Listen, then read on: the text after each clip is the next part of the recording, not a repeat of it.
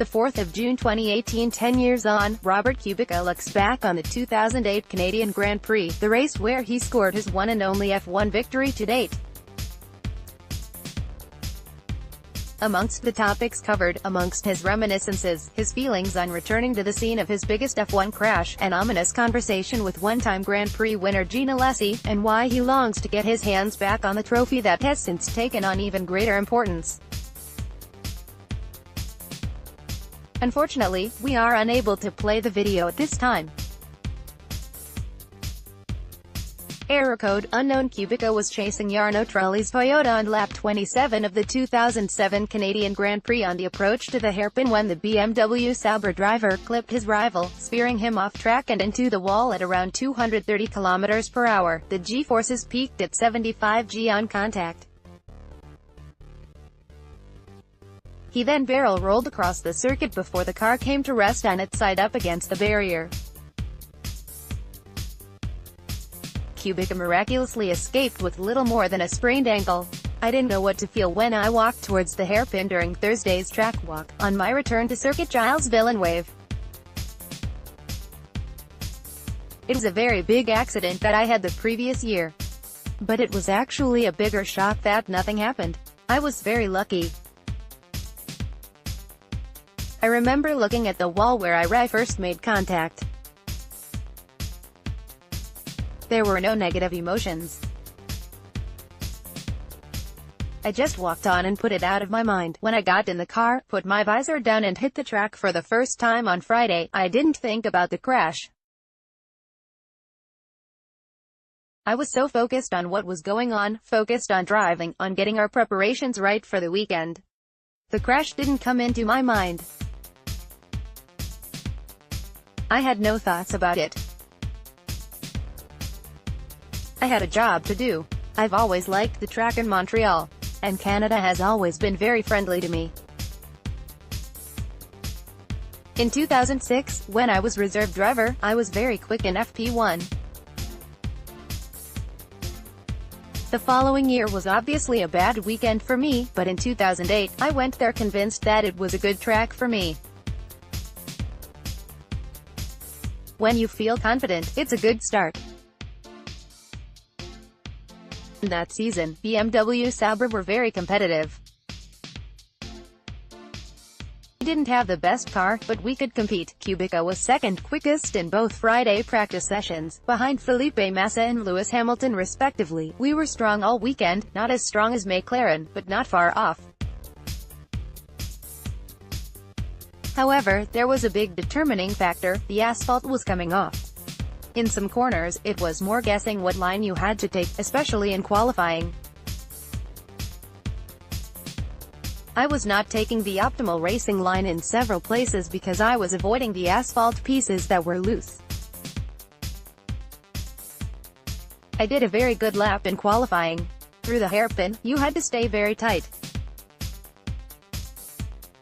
It was worth even putting a wheel on the grass rather than staying on the track because it was not as slippery. Kubica put himself in the mix with second on the grid, behind Lewis Hamilton making the most of his chance. In the race, everyone remembers the red light at the end of the pit lane and Hamilton crashing into Raikkonen. Unfortunately not me, as I was lined up alongside Raikkonen.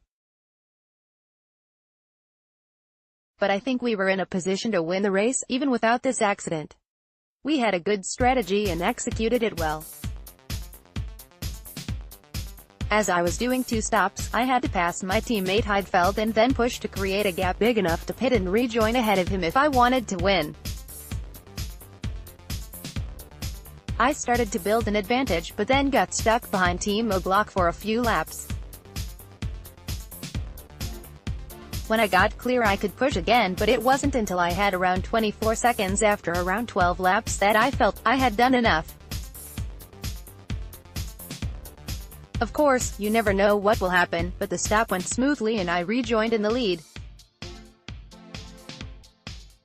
We had a strong race and a strong weekend. Kubica comfortably led home teammate Nick Heidfeld for BMW Sauber's first victory.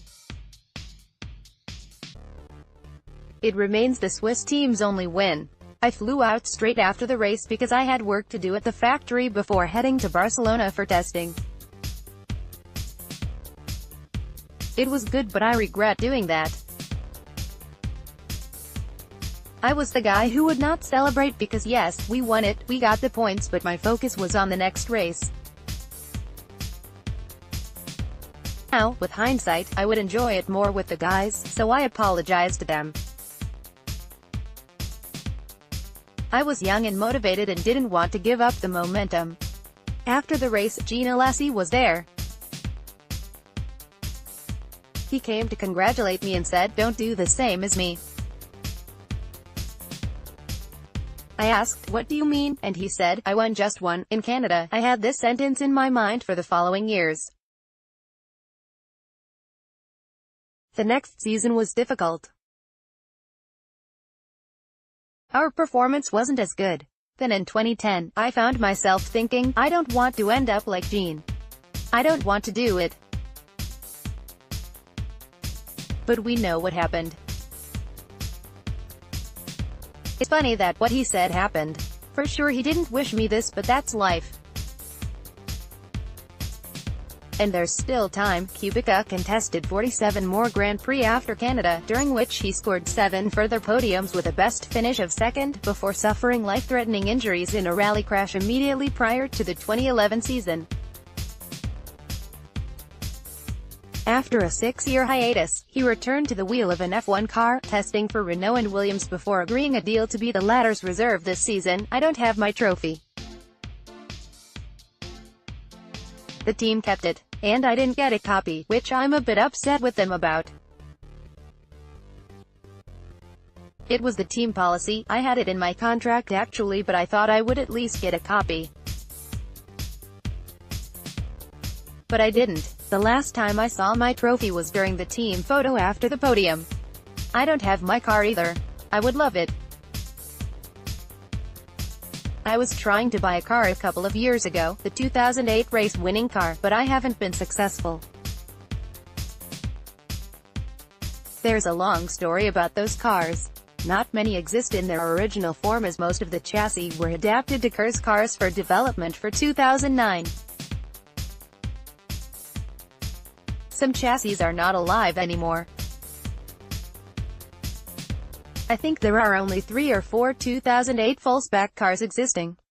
A privateer has one. I tried to contact him, but I was told he doesn't want to sell it. I wanted to buy one car from Sauber, but they don't want to sell it.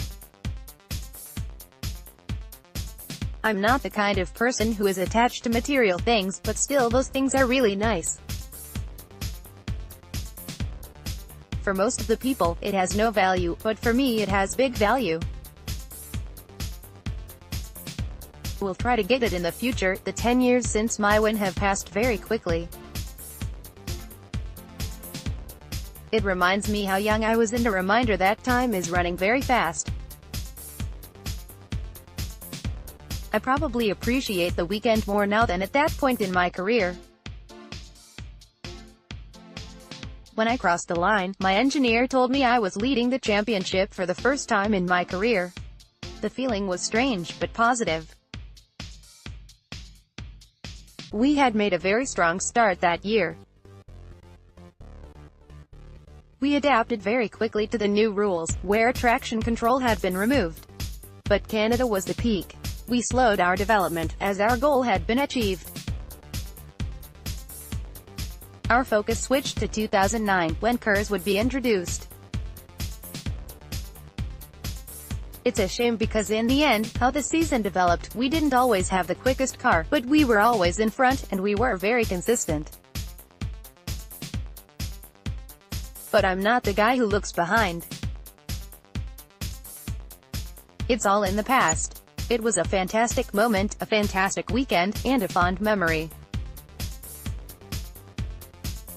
Going back to Canada this year will for sure be something special. After his victory, Kubica led the championship on 42 points, 4 clear of Felipe Massa and Lewis Hamilton, with Kimi Räikkönen a further 3 back. His title challenge faded, as BMW Sauber's priorities changed, and he ended the year 4th, 23 points adrift of champion Hamilton. It was the closest he got to winning the F1 title. Robert Kubica was speaking to Lawrence Barretto.